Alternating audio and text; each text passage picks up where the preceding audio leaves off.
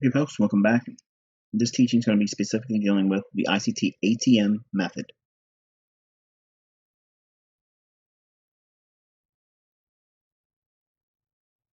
Okay, points of focus in this module. We'll be introducing the ICT ATM method, the ATM in bearish conditions with targets and stop placement, the ATM in bullish conditions with targets and stop placement. Okay, introducing the ICT ATM method. All right, it's a standalone price action pattern. The pattern capitalizes on stop runs. You can find this pattern on the 60-minute chart. It's relatively easy to spot, and you can do it quickly in finding it because it's pretty much it's a rejection level. Okay, and I'll show you what that looks like. And it's pretty easy to trade. And the wonderful thing is it's a complete trading model for setups. Okay, so we're going to look at the ATM in bearish conditions. Now, I want you to take a look at this diagram on the right-hand side, okay, and let that image burn in for a couple of minutes. And as I'm talking to you, just kind of like study what it's depicting. And I want you to think about how when we start as traders, generally the idea of support and resistance is rather early in our introduction to technical analysis. And the problem I found when I first started as a trader is what support resistance levels do I use? There's so many you could possibly have on your chart. Which ones should I be focusing on? So my work has been trying to simplifying that so that way I could teach it to my children. Because of this, I've been able to make pretty detailed tutorials for people around the world to learn from. And I've developed a little bit better ability to teach over the years doing it. But initially, when I first started, I gave a lot of information and it was overkill. So this teaching is going to be rather brief, but it's, again, very dense in its information. So again, looking at this diagram here, I want you to think about what would constitute these turning points. And I'm sure if you were to go through charts, you could see patterns like this that are very similar in different time frames. The time frame that I teach to find this pattern on is the hourly chart. The reason why I like to look for it on the hourly chart is because it gives me flexibility to draw down to a lower time frame to refine risk to a smaller amount while still keeping the maximum reward still in sight. And also, the hourly to me is clean enough in terms of a time frame. It promotes a little bit longer term horizon for the setups. Now, granted, an hourly chart is not long term, but you can see a lot of the levels that you would see otherwise on a 4-hour or daily if you know what you're looking for. So I kind of like want to ingrain in your mind in this teaching how we can use key support resistance levels and what makes these levels key. So the first thing you want to do is you want to take your 60-minute chart, and this can work on any asset class.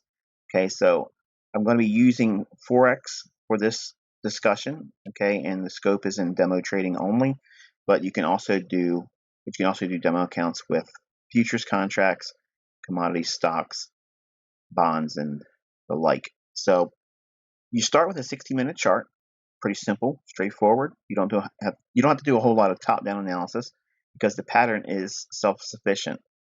So you're going to be looking for a 60-minute chart for a key high to form.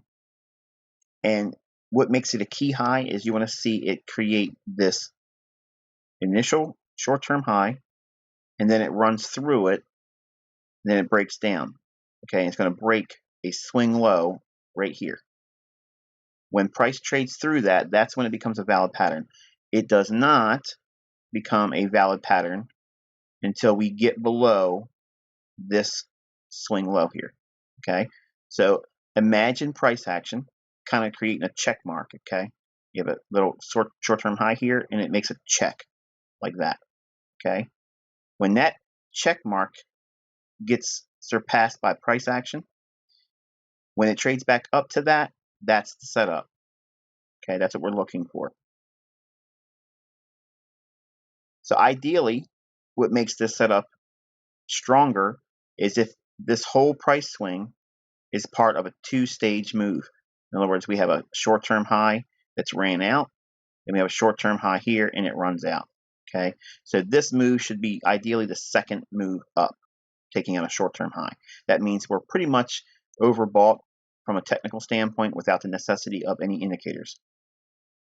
So we're focusing again on this short-term low here, and it has to break below that.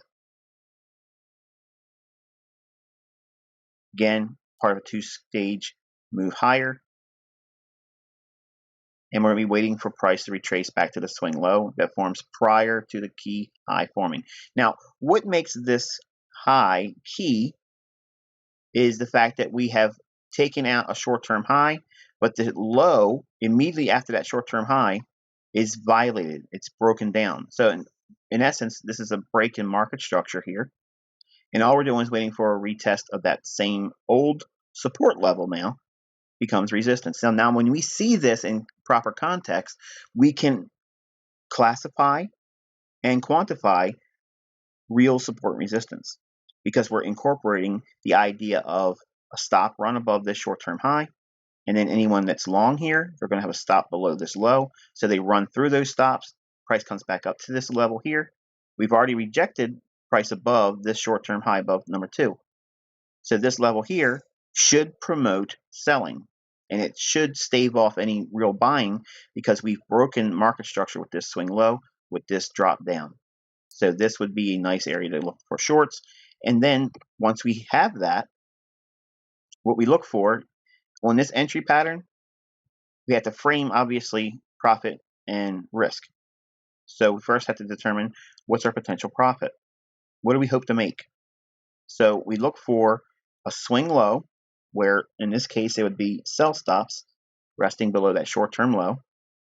And we would target from our entry point at this old low down to that level just below the old low. That's what we are aiming for. That's our target, if you will. The risk is going to be defined by 1 or 2 pips above the key high, okay, or the rejection high. Sometimes price can go above this short-term low a little bit. It's better if it doesn't, but don't be afraid if it goes above a little bit. Your stop loss is up there to do its work. It's a demo account. Don't lose any sleep over it, okay? So we're looking for the framework of this entry point to this as our objective, and our stop loss protecting our overall position. Okay, so let's take a look at it in actual price action. Okay, we can see price creating a short-term high here. Price runs through it. We have another short-term high here. Price runs through that, and then it rejects being above this short-term high and trades down below this low, and price comes back up and retrades to it. Okay, so this candle here violates it, and then we come right back up to it and trades right into that same level. As soon as that happens, that is a sell scenario, okay, or a shorting opportunity. We're going to be looking for a move below this low. Our risk is defined by the high, so that's 65 pips risk to make from this entry point down to the stops. That's not bad. You can take that trade. It's not, barn burning, okay? If we drop down into a 15-minute time frame, we can take that same insight in here and zero in and use our trusty optimal trade entry pattern to reduce some of the risk. So now we can reduce that 65 pip stop loss down to 20 pips. Notice also that we have a Fibonacci extension of 300%, which takes us right below that low where our sell stop target would be. So now we're going to take a look at an example of the bullish condition of an ATM. Again, look at the scenario here in this crude depiction. Again, we're going to be scanning the price action on a 60-minute chart. Key low to form and a short-term swing high broken to the upside. That's going to be this right here. So we're looking for a low that's violated, and then we trade right back above the short-term high right here. So in other words, what we're looking for is kind of like a crooked little number 7. Okay.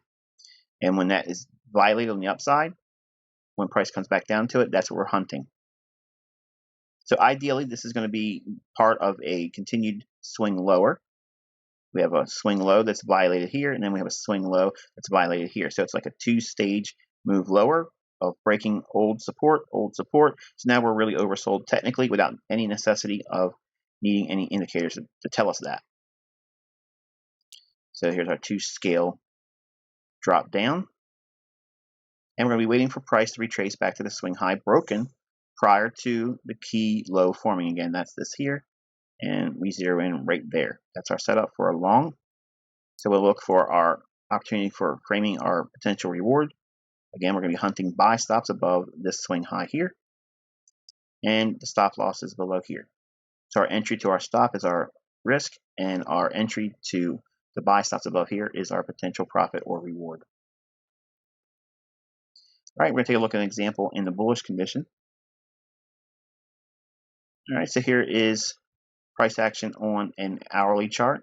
You can see we have one support level broken, another area of support broken, and then we have an old low violated aggressively, and then price trades back above it right here. When we see that, this retest of that old high, that's where we're hunting along. So if that's our entry, and this is our stop loss, we're risking 140 pips to make 225 pips. Buy stops are our target here. Now, that may not be an ideal scenario for you, and it may not be something that fits your risk appetite. So we can now drop down into a 15-minute time frame and try to get that same 225 pips with a little bit lower stop loss. So here we are on a 15-minute time frame. I've zoomed in here in that same little area of looking to be a buyer. We're going to be now removing all of that risk down to 80 pips. So we can have a stop loss just below this old low here. Okay, so we have this low to this high here coming back down into that level. So we're trying to give ourselves a little bit more of a better risk to reward model here. Right away, we're almost at 3 to 1. So that's improved. But watch what we do when we zoom in a little bit more. We're going to actually go down to a 5-minute chart now and still see if we can get that 225 pips, but with a smaller stop loss. Okay, so now we have a 5-minute chart. Again, that same little area, that green circle. We're zoomed in here. And now all I'm doing is doing an optimal trade entry long, running the fib from the body's lowest open or close to the highest open or close in this swing high. And it gives us a beautiful little optimal trade entry long, right at the same level we would be looking for that scenario to unfold at. And now we can reduce that stop down to 20 pips, but still looking and hunting 225 pips, or in this case becomes 11 to 1 reward to risk model. So what we've done is we've looked for a key turning point. We've identified the key levels relative to runs on liquidity, stops, and we use the targets in the form of a stop run as well. We can use the optimal trade entry to zero in and reduce the risk, but still keep the possible potential reward still the same as we would have used from the hourly setup. So the 225 pips is still available to us with a 20 pip stop loss. Now, granted, you have to hold it for a while, but this is what it looks like on a 5-minute zoomed out. You end up getting that entire move, but it takes a little bit of time to get there. But nonetheless, this is how we can use the ATM method to get high probability setups, trading key support and resistance levels. Again, 225 pips is available with a 20 pip stop loss. Hope you enjoyed this presentation. If you like these types of teachings, you can find more at theinnercircletrader.com.